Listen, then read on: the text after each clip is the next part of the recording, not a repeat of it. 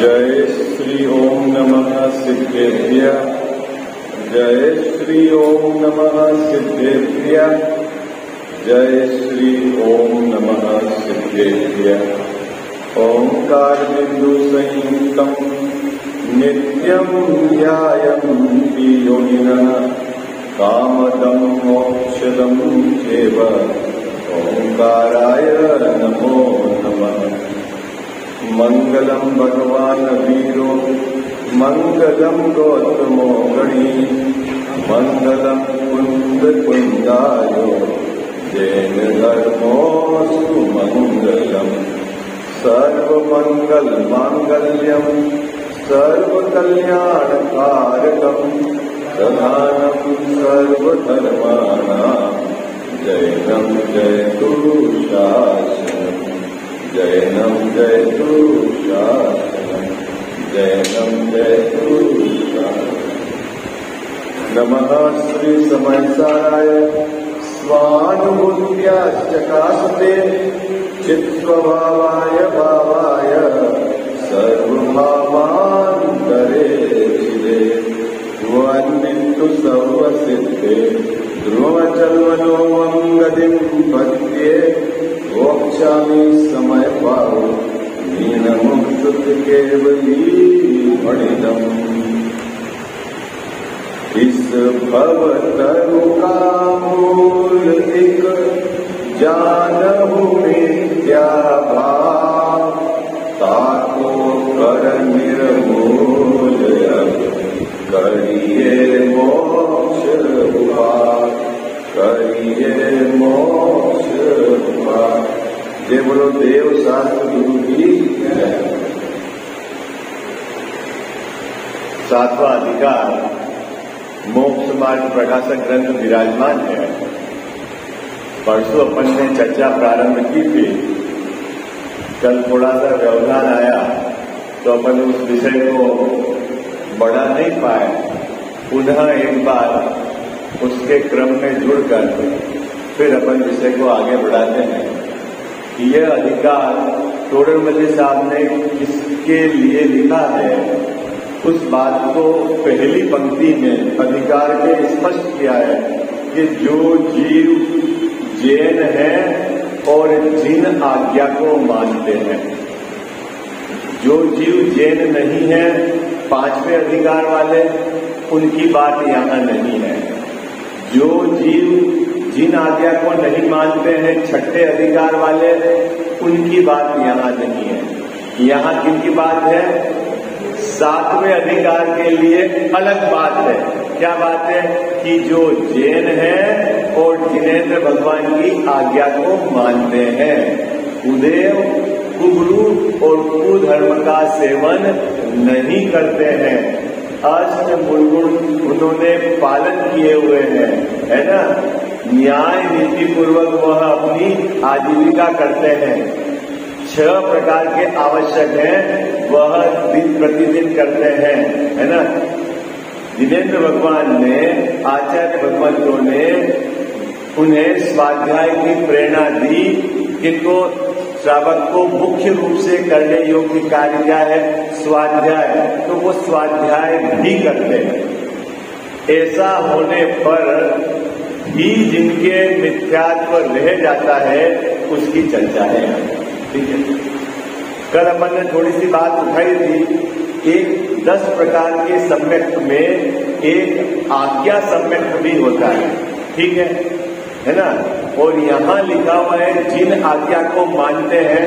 तो यहाँ वाला जो श्रावक है, यहाँ वाला, और वो आज्ञा सम्यक्त वाला जो जीव है, दोनों में क्या अंतर है वो अपने को समझना है। ठीक है।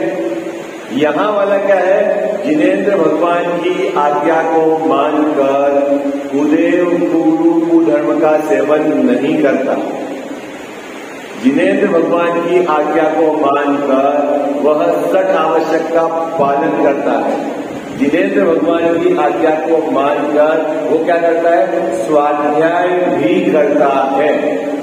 लेकिन स्वाध्याय करने में उसके 2-3 प्रकार की गड़बड़ी है। पहले तो आचार्य भगवंतों की अपेक्षा को सही नहीं समझ पाया। क्या वैसा निश्चय व्यवहार के कथन को वह सही नहीं समझ पाया, चारों अधियोग के कथन करने की पद्धति को सही नहीं समझ पाया, इसीलिए 7 तत्व के संबंध में उसको यथार्थ श्रद्धान नहीं है ना। भले ही वह जिन आज्ञा को मानता है, लेकिन उसके 7 तत्व के संबंध में यथार्थ श्रद्धान नहीं है, इसीलिए उसके मिथ्यात्व का अंश रह गया। किसको बाबूजी? जो इस अधिकार में है। और जो आज्ञा सम्यक्त वाला जीव क्या है, उसके जीवन में जिनेंद्र भगवान की आज्ञा की मुख्यता है पालन करने की, और वह आगम का अभ्यास करके गुरुओं की देशना द्वारा 7 तत्वों का यथार्थ स्वरूप को समझकर अंदर में भेद विज्ञान करके अंतर्मुखी पुरुषार्थ करके जिसने अपनी परिणति में सम्यक दर्शन को प्रकट किया है, वो उसको कहते हैं आज्ञा सम्यक। अंतर में आ गया। अंतर आज्ञा सम्यक्त वाला जीव सम्यक दृष्टि है, और यहाँ जिन आज्ञा को मान रहा है और उसके मिथ्यात्व का अंश रह गया है, दोनों में अंतर है। ऐसा मत समझ लेना कि जिनेंद्र भगवान की आज्ञा है मान ली है अपन ने, और जिस चीज पर विचार करके निर्णय करने की बात थी, सम्यक निर्णय करने की बात थी, वह चीज में यदि गलती रह गई तो भी हमको सम्यक दर्शन हो जाएगा, ऐसा है नहीं। आई बात समझ? क्या अपन जो यहाँ बैठे हैं, अधिकतर लोगों को ऐसा लगता है कि साहब हम तो स्वाध्याय करते हैं, हम तो सही जगह आ गए। अच्छी बात है स्वाध्याय करते तो, लेकिन स्वाध्याय में भी किस चीज की मुख्यता होनी चाहिए, किस प्रकार का मिलान होना चाहिए, किस प्रकार की अपेक्षाएं जो आचार्यों की है वो आपके बिल्कुल यथावत समझ में आनी चाहिए, जब तक तो ठीक। और यदि विपरीत कोई आभास रह गया तो यहाँ 3 प्रकार के विपरीत आभास वाले जीवों की चर्चा है। चौथा तो सम्यक के सन्मुख मिथ्या दृष्टि है, अभी उसको सम्यक प्राप्त नहीं हुआ है इसलिए, लेकिन 3 जीव तो आभास वाले हैं। आभास वाले मतलब बाबूजी, आभास मतलब है नहीं और मानते, आभास उसको बोलते हैं। मेरे को ऐसा लगा कि रिसर्च वैसा है, लेकिन वहां रिसर्च वैसा है ही नहीं। आई बात सहज बात पकड़ में है। आभास मतलब है नहीं और मानते। तो अब ये बात समझ में आ गई, ये गड़बड़ तो नहीं होगी। क्या आज्ञा सम्यक और यहाँ वाला जो श्रोता है या यहाँ वाला, वो दोनों में अंतर है? क्या अंतर है? आज्ञा सम्यक वाले जीव ने सम्यक दर्शन को प्राप्त कर लिया है, और यहाँ वाला जो जीव है 7वें अधिकार वाला, वो जिनेंद्र भगवान की आज्ञा को तो मानता है, लेकिन बाबूजी मिथ्या दृष्टि। क्यों मिथ्या दृष्टि है उसकी चर्चा अब इस पूरे अधिकार में होगी। ठीक है, पहली पंक्ति का आधा समझ में आ गया आपको? चलो देखो, निकालिए पेज नंबर आप 205। अब जो जीव जैन हैं, जिन आज्ञा को मानते हैं और उनके मिथ्यात्व रहता है, ठीक है भाई है ना, तो कहां मिथ्यात्व रह जाता है? जिन आज्ञा को मानने वाले पर कल चर्चा की थी कि इस अधिकार वाला जो श्रोता है वो बाबूजी स्वाध्याय करने वाला है। जिसने स्वाध्याय किया ही नहीं वो तो इस अधिकार से बाहर है, क्योंकि न तो वो निश्चय जानता है न तो वो व्यवहार जानता है। जब निश्चय नहीं जानता, व्यवहार नहीं जानता, कुछ नहीं जानता, तो फिर आभास कैसे होगा उसको?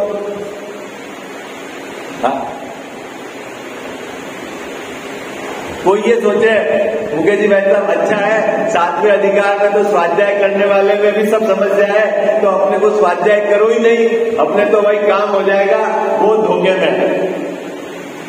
क्या तो इस अधिकार का उद्देश्य क्या है? यदि आपके स्वाध्याय में किसी भी प्रकार की कमी के कारण कोई आभास है तो उस बात को यहाँ अच्छे से समझकर अपने को आभास मिटाना है। क्या उद्देश्य है अपना इस अधिकार को पढ़ने का, स्वाध्याय करने का? क्योंकि अपन स्वाध्याय करने वाले हैं। कोई आए तो बोले बात तो बराबर है। बहुत सारे ऐसे जीव होते हैं सब एक जैसे हैं, अरे सब एक जैसे नहीं है। ठीक है, अब आगे देखो। क्योंकि इस मिथ्यात्व बेरी का अंश भी बुरा है। मिथ्यात्व को क्या उपमा दी? बेरी, शत्रु, जो हमें संसार में परिभ्रमण करावे, संसार के अनंत दुखों को जिसके कारण हमें सहना पड़े, भोगना पड़े, तो बाबूजी वो शत्रु ही है ना। है कौन शत्रु है अपना? असली शत्रु कौन है? आत्म राम समझो असली शत्रु को। ऐसा है वो दोहा, क्या दोहा 32 में है, याद नहीं आ रही मेरे पंक्ति। अपने शत्रु कौन है? क्रोध अपना शत्रु है, मान अपना शत्रु है, मायाचारी अपना शत्रु है। मानते हैं क्या अपन? मुकेश भाई साहब, शत्रु को शत्रु मानते हैं क्या? मिथ्यात्व अपना शत्रु है, अहंकार जो अपना शत्रु है। क्यों शत्रु है? अरे जिसके कारण संसार के अनंत दुखों को भोगना पड़े, वही तो शत्रु है। हा? कौन आपको संसार में परिभ्रमण करा रहा है? बोलो।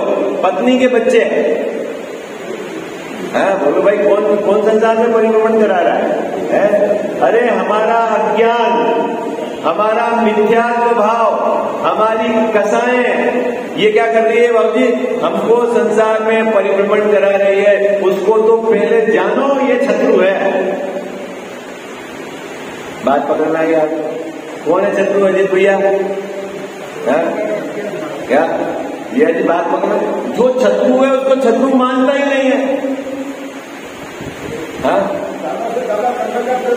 हाँ, उसको तो ऐसा लगता है कि मैंने मायाचारी करके, छल करके ये काम कर लिया है। अरे भाई, काम तो तेरे उदय के कारण हुआ है, उदय की अनुकूलता के कारण। मायाचारी से काम थोड़ी होता है। सही बात।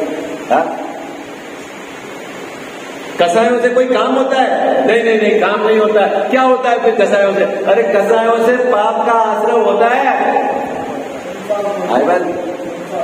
बात पकड़ना है आपको। क्या होता है कसायों से? बहुत लोग समझते हैं मैं बहुत समझदार हूँ, यहाँ कुछ बोलूंगा, वहां कुछ बोलूंगा, इसके सामने कुछ कहूंगा, उसके सामने कुछ कहूंगा, मैं बहुत समझदार हूँ। अरे ये समझदारी नहीं, मूर्खता है।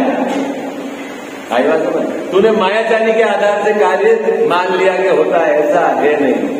क्या मोक्ष मार्ग में कौन आगे बढ़ेगा? ऋषभ भाई साहब, जिसका चित्त सरल होगा उसी की पात्रता है। भले अपन सरल चित्त वाले को कहें अरे सीधा ये समझता नहीं, दुनिया की बात है, जो समझता है वो दुनिया में ही रहेगा। आई बात समझता है क्या? यहां क्या कह रहे हैं? मिथ्यात्व को क्या उपमा दी? सहज मिथ्यात्व बेरी है। किसका बेरी है बाबूजी? मेरा मिथ्यात्व मेरा बेरी है। आई बात समझ? किसका बेरी है? मेरा मिथ्यात्व मेरा शत्रु है। शत्रु क्यों कह रहे हो आप उसको? अरे भाई, जिसके कारण तुझे दुख भोगना पड़े वो शत्रु है कि मित्र है? बोलो। हाँ? कौन है? शत्रु है। माना कि नहीं माना आज तक शत्रु? हमारी शत्रुओं की लिस्ट में सबसे ऊपर होना चाहिए इसका नाम। लिस्ट का नाम ही नहीं है। और टोटलमली साहब कह रहे हैं कि उसका अंश भी बुरा है। बाबूजी, बुरा अपने कल बोले कि अगर थोड़ी भी यदि जड़ रह गई तो वो समझ लेना वृक्ष को उत्पन्न कर देगी। थोड़ा भी कैंसर का कितना वो अंदर रह जाए शरीर में तो चले। ऑपरेशन करते समय जैसे होता है ना, डॉक्टर यहाँ आपको मान लो कोई कैंसर है तो डॉक्टर कहाँ तक कर देता है और आगे तक कर देता है। क्यों साहब यही है? अरे नहीं, एक पार्टिकल भी नहीं चाहिए अंदर। क्यों नहीं चाहिए? क्यों नहीं चाहिए? यदि वो रह गया तो फिर वापस ऐसे मिथ्यात्व का यदि अंश रह गया तो वह थोड़े समय में फल फूल के आपको निगोदों में ले जाएगा, इसलिए उसका अंश भी नहीं चाहिए। इसलिए टोडरमल साहब ने लिखा कि मिथ्यात्व का अंश भी बुरा है। ओके, अब आपके सामने एक समस्या है कि मिथ्यात्व का अंश, तो मिथ्यात्व कितने प्रकार का है? बड़ा, छोटा और छोटा, ऐसा बंटवारा है क्या मिथ्यात्व का? आपने तो बोल दिया अंश। ये मिथ्यात्व कौन सी कैटेगरी का कैंसर है? First, second, third, fourth stage, third stage, fourth, ऐसा कौन सा स्टेज है मिथ्यात्व का? देखो ये ऐसे मिथ्यात्व का कोई बंटवारा नहीं है, लेकिन जन सामान्य से जिस जीव की कितनी अंदर में मिथ्यात्व की धारा है वो आप पकड़ सकते हैं। कैसे पकड़ सकते हैं? देखो उसका तरीका बताता हूं।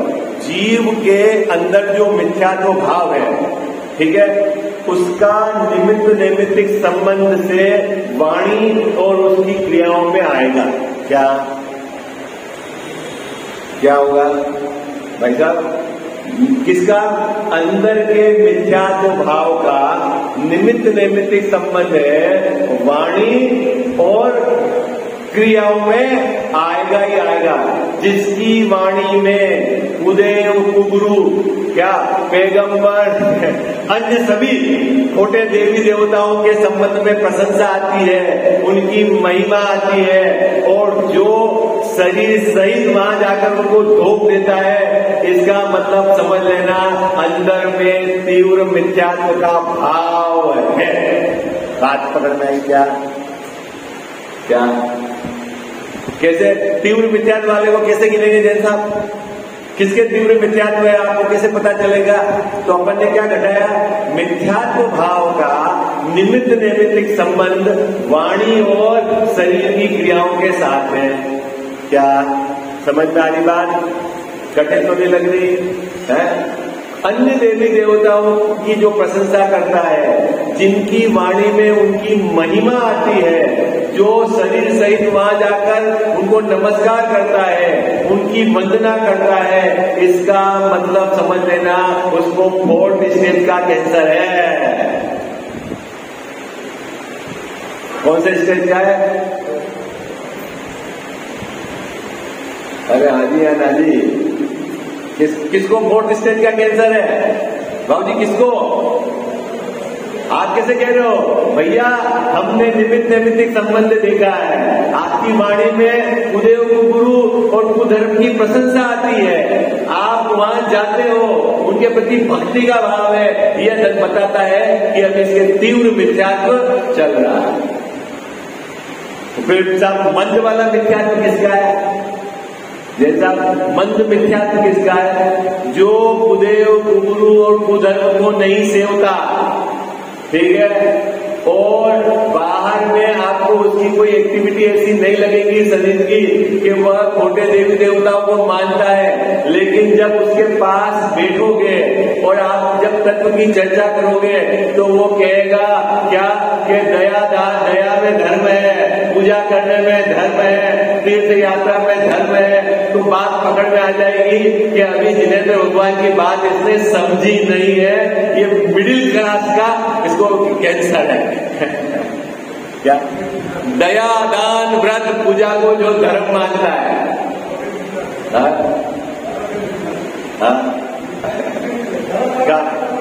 क्या बात है? अरे बात समझ में आई, बात पकड़ में आई। थोड़ा बहुत विचार करना भाई। सेकंड स्टेज वाला कौन है बाबूजी? सेकंड स्टेज का कौन है जिसको कैंसर? जो अभी छोटे देवी देवताओं के पास तो नहीं जाता, जिनेंद्र भगवान के पास जाता है, पूजा उनका अर्चना करता है, सब करता है, लेकिन जब उसके पास बैठकर तत्व की चर्चा होगी या आप जब चर्चा करेंगे तो वो क्या करेगा? दया, दान, पूजा, व्रत आदि में क्या मानेगा? ये धर्म है। समझ लेना अभी उसके मिथ्यात्व चालू है। तो ये तो दोनों की तो बात ही नहीं है यहाँ पर, क्योंकि टोडरमल जी का शिष्य ये दोनों कैटेगरी से बाहर है इस अधिकार वाला।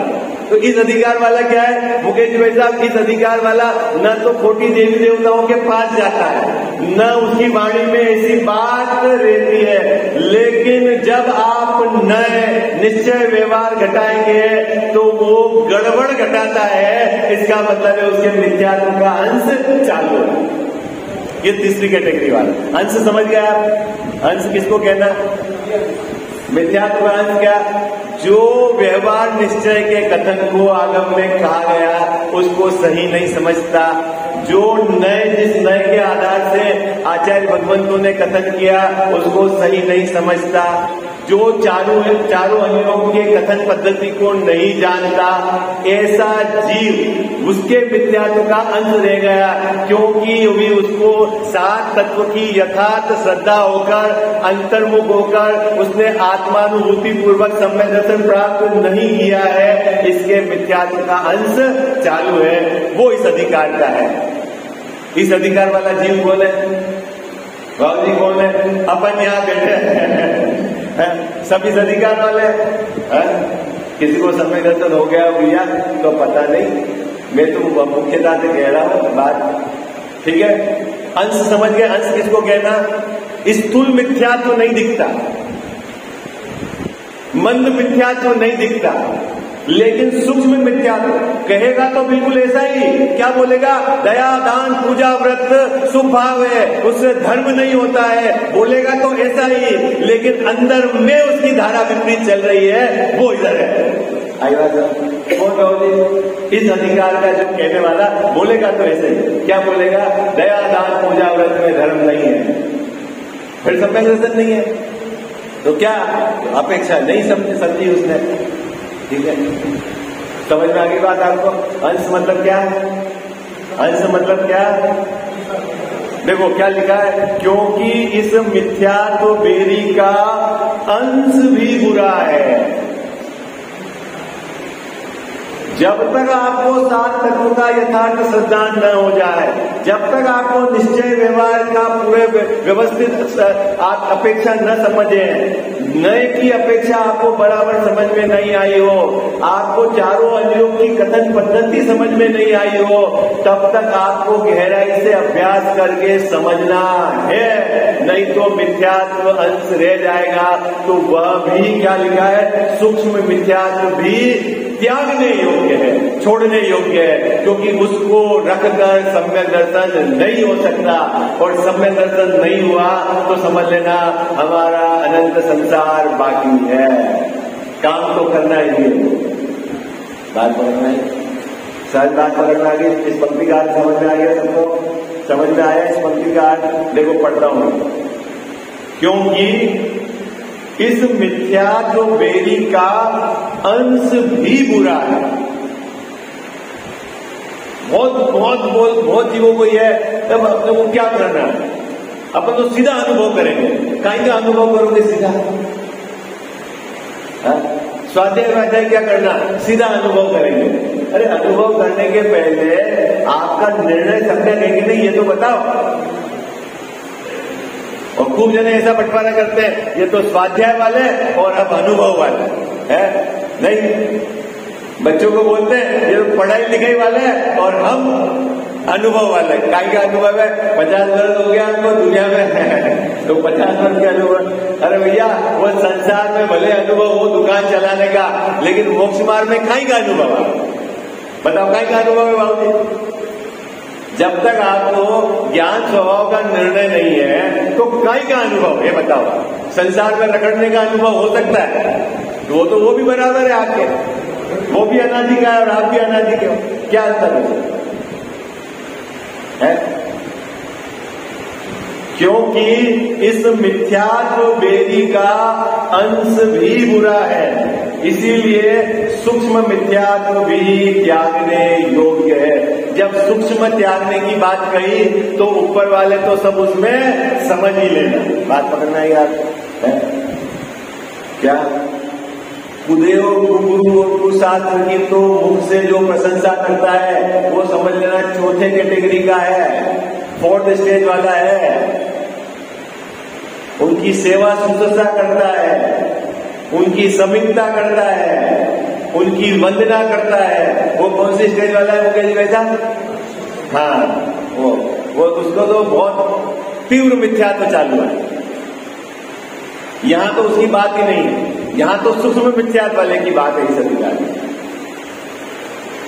वहां जिनागम में निश्चय व्यवहार रूप वर्णन है। अब देखो क्या गड़बड़ी है सूक्ष्म मिथ्यात्व वाले की, यहां बता रहे हैं। जिनागम मतलब क्या? आगम किसको बोलते हैं? बोलो भाई, आगम किसको बोलते हैं? आप्त की वाणी, जिन आगम यानी जिनेन्द्र भगवान की वाणी। अब गणधर देव ने बुद्धि है, आचार्य परंपरा से हमको प्राप्त है, तो इसकी परिभाषा आगम की ऐसी भी आती है, जो आचार्य परंपरा से हमें प्राप्त है, आगतु है, वो है आगम। असल में आगम क्या है? आपकी वाणी। अब एक समस्या है मुकेश भाई साहब कि जिनेन्द्र भगवान की वाणी है। अब जिनेन्द्र भगवान को सीधी बात ही कहनी थी, ये निश्चय व्यवहार वाली बात क्यों कही? बात पकड़ में, अब सीधी बात कहनी थी, वो तो केवली है बाबूजी है, तो उनने इस तरह से नए ये निश्चय व्यवहार, ये चार अनुयोग की अलग अलग कथन पद्धति, इस तरह का कॉम्प्लिकेट क्यों कर दिया? जैन धर्म को सीधा सीधा ही रखते ना, जगत के जीवों को कल्याण करना था। तो क्या नई बात समझ गए आप? अरे हाँ जी, ना जी, सीधी बात करनी थी मुकेश भाई साहब। क्या खाना है, क्या नहीं खाना है, ये कैसे समझना है, कहाँ नए लगाना है, क्या अपेक्षा लगाना, इतना तो समय का। यहाँ तो दाल रोटी में ही उलझा हुआ है, और उसमें जैसा बाबा आपने इतना कॉम्प्लिकेट कर दिया। देखो एक बात समझो, जिनेन्द्र भगवान केवली भगवान के ज्ञान में जो झलकता है ना, उतना उसका अंश ही वाणी में आता है। क्या? क्यों? ऐसा क्यों?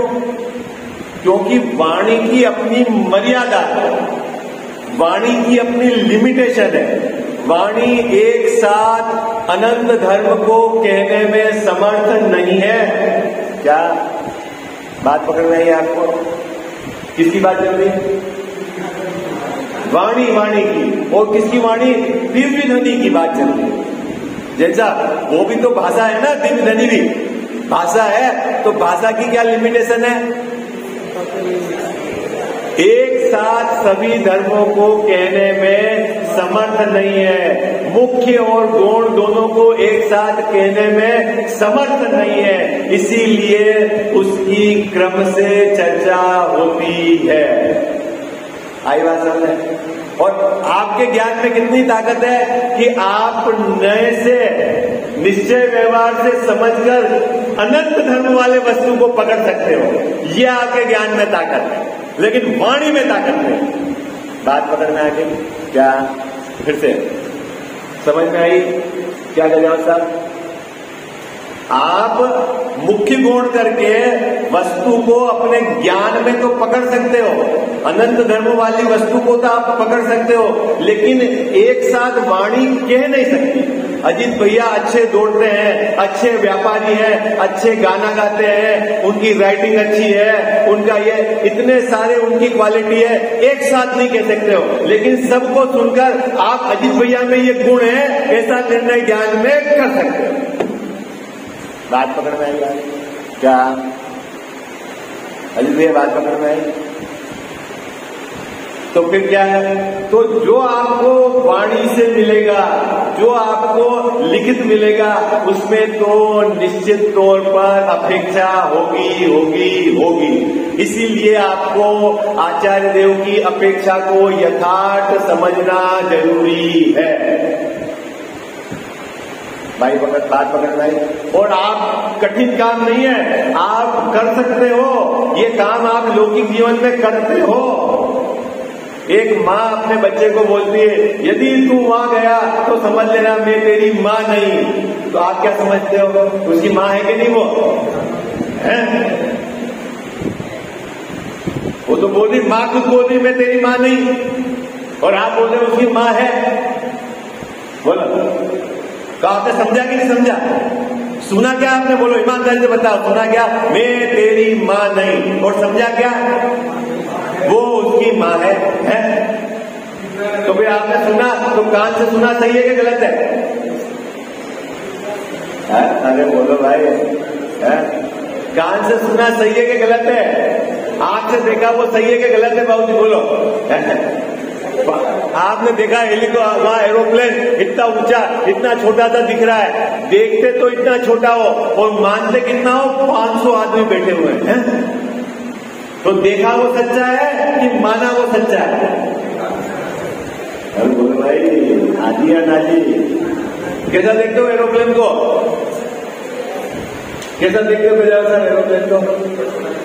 छोटा ही देखते हो, मानते क्या हो? बड़ा तो देखा वो सच्चा है, और फिर बोलते हो आंख से देखा जो सच्चा है। कहां सच्चा देखता है? बोलो ना, ज्ञान से जो जानता है वो सच्चा है, आंख से तो सच्चा क्या दिखता है? इसलिए आपको पता है, ये बात पकड़ लोगे तो कोई भी आपको आके कहे मुकेश जी भाई साहब आपके बारे में ऐसा कहा था, तो आपको कहना कान से तो तू सही सुन ही नहीं सकता है। क्या कहना है अपने को? क्या कहना है अपने को? हाजी है ना जी, क्या बोल रहे हैं कल्याण साहब? क्यों नहीं सुन सकता? यदि तेरी अपेक्षा भड़काने की होगी तो तूने भले सुना कुछ भी होगा, कुछ न कुछ मिला के कहेगा। ऐसा नहीं है कि यहाँ से चली हुई बात 5 जनों से घूम के आएगी तो बाबूजी बात पूरी चेंज हो जाएगी। ऐसा चलता है ना जगत में, मानते हो कि नहीं? आप मानते हो? फिर भी यदि आपकी कोई निंदा वाली बात सुना है तो आप उसको कहते हो कि तू जो कह रहा है तेरे कान से सुनी सही नहीं है, तू झूठी बात कह रहा है, ऐसा बोलते हो? नहीं नहीं नहीं, उसने ऐसा किया होगा, अरे वो तो ऐसा ही है, मतलब आपके कान से सुना वो भी गलत है। बोलो, अरे हाजी या नाजी, क्या कहा? ये तो मैंने लौकिक नीति बता दी आपको, टेक्निक। अगर आपको संसार में सुखी रहना है, कोई भी आपकी निंदा करे तो उसको क्या बोलना कि वो तू कान से सही सुन ही नहीं सकता है। क्या बोलोगे आप? अरे बोलो हाजी या नाजी। नहीं तू वो सुना रहा है तो बोलो भाई तू सही सुन के, तू गलत क्यों सुना रहा है? ऐसा है क्या? बात पकड़ रहे हैं आपको? तो अपने आंख से देखा हुआ, कान से सुना हुआ सही नहीं है, लेकिन ज्ञान से जाना हुआ सही है। आई बात? तो अब आगम में निश्चय व्यवहार रूपी कथन होंगे। आगम में नई पद्धति से ही निरूपण है। चारों अनियोग की एक कथन पद्धति है, प्रथमानियोग, चरणानियोग, कर्णानियोग, द्रव्यानियोग की। उन सबको यथार्थ समझने की जिम्मेवारी आपकी है, क्योंकि जब तक 7 तत्वों का यथार्थ स्वरूप नहीं समझोगे तब तक काम होने वाला नहीं है। बात समझ में आ गई? तो यहां कहा है जिनागम में निश्चय व्यवहार रूप वर्णन है। कोई ये मत समझना कि यार इतना कॉम्प्लिकेट क्यों कर दिया जैन दर्शन। कॉम्प्लिकेट नहीं है, सरल है। लोक में आप बिल्कुल घटाते हो। देखना, कहीं आपको गाली दी जाती है तो आप प्रसन्न हो जाते हो, कहीं गाली दी जाती है तो लड़ लेते हो। तो फिर गाली का क्या रोल है? मुझे ये बताओ, ऐसा होता नहीं है? कहीं गाली दी जाती है तो आपको अच्छा लगता है। टोडरमल्ली साहब ने कहा है ना, ससुराल में गाली दे तो बढ़िया, साली जी यदि गाली दे रही है तो इसको मजा आता है, और बाजार में सेम गाली यदि कोई दूसरा दे तो मजा नहीं आता है। तो गाली से तो कुछ नहीं हो रहा है ना बहुत। अरे हाजी या नाजी बोलो ना, बोलो भाई।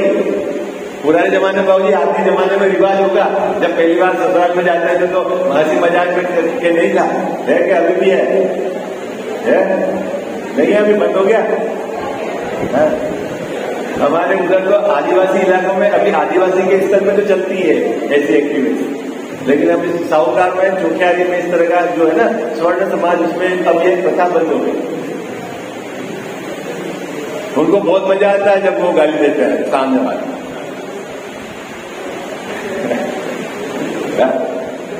अभी आपको हंसी हो रही है, मैं मजाक नहीं कर रहा हूँ आपसे।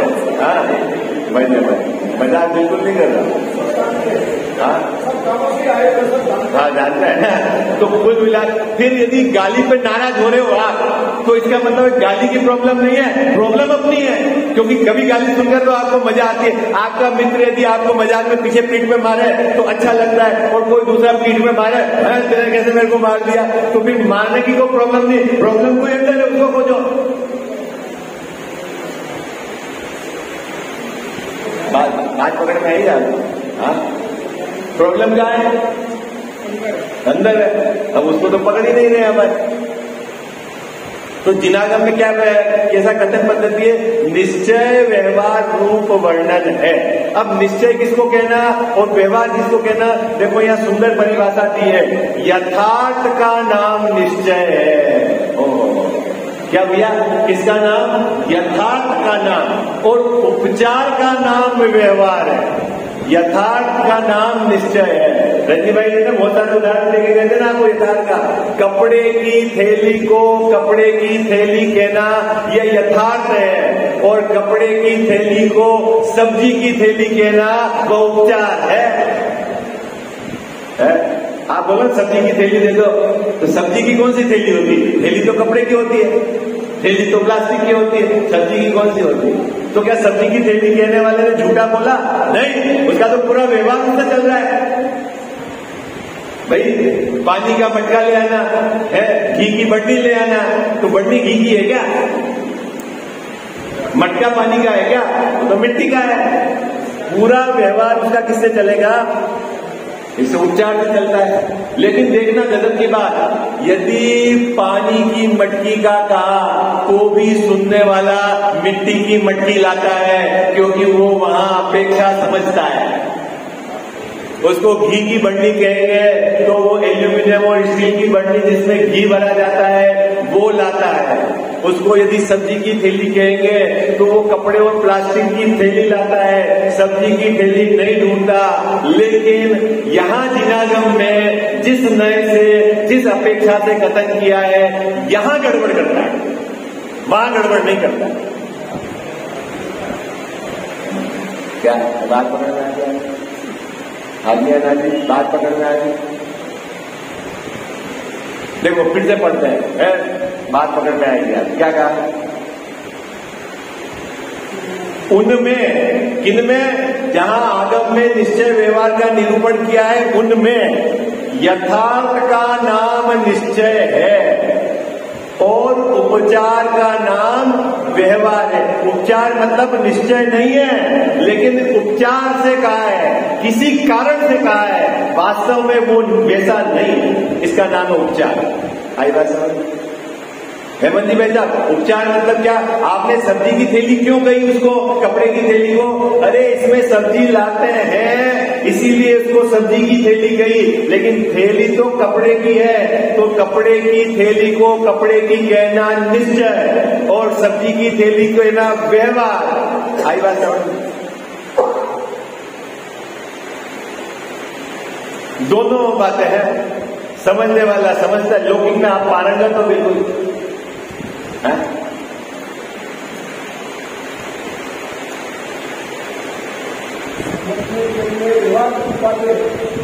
व्यवहार है, व्यवहार की प्लेटफॉर्म पे व्यवहार है। अब आपने इतना समझ लिया कि पापा ने सब्जी की थैली कहा जिसमें सब्जी लाई जाती है, थैली तो कपड़े की है इसलिए लाई जाती है, वो ये मान रहे हैं, तो आपने वो दिए। वो उपचार से कथन है, आप लड़ने थोड़ी बैठे। बोले पंडित जी का कुर्ता, तो पंडित जी का कौन सा कुर्ता होता है? पंडित जी की दाल, उनकी चटनी, तो पंडित जी की दाल थोड़ी होती है। बोलते नाना जी आए तो नाना जी का बिस्तर लगा दो, तो बिस्तर नाना जी का थोड़ी होता है, बिस्तर तो रूही का होता है। नाना जी का कौन सा बिस्तर है? बोलते क्या होता है? बोलो नाना जी का बिस्तर लगा दे, अभी आराम करेंगे, तो बिस्तर किसका होता है? कभी झगड़ा हुआ है घर में आपका? बोलो ये इस तरह से आप बात कहते हो तो कभी घर में झगड़ा हुआ है क्या? नहीं हुआ है। लेकिन यहाँ अभी कहेंगे कि दया दान व्रत है, ये तो व्यवहार से धर्म कहते हैं, ये आगम में धर्म ले गया। अरे भाई तेरे को समझा रहे, समझ तो आई बात। देखो अब मैं पर्याय में घटाता हूँ। पर्याय में धर्म। निश्चय धर्म किसको कहते हैं पर्याय में? देखना, बहुत मार्मिक बात याद आई है, अपन 2 मिनट में मैं घटाता हूं। देखो, आगम में अपेक्षा बराबर समझना। व्यवहार निश्चय धर्म किसको बोलते हैं? जब पर्याय में सम्यक दर्शन ज्ञान चारित्र है, वो प्रकट हुआ, उसको कहते हैं निश्चय धर्म। किसको बोलते हैं निश्चय धर्म? सम्यक दर्शन ज्ञान चारित्र, वो है निश्चय धर्म, है ना। कसाय के अभाव के रूप में जो शांति प्रकट हुई, उसका नाम निश्चय धर्म। और पर्याय में देव शास्त्र गुरु के प्रति भक्ति का जो भाव है, यद्यपि वो राग भाव है, लेकिन उसको उपचार से, क्योंकि निश्चय धर्म के साथ रहने वाला राग है, तो उसको कह दिया वो व्यवहार धर्म।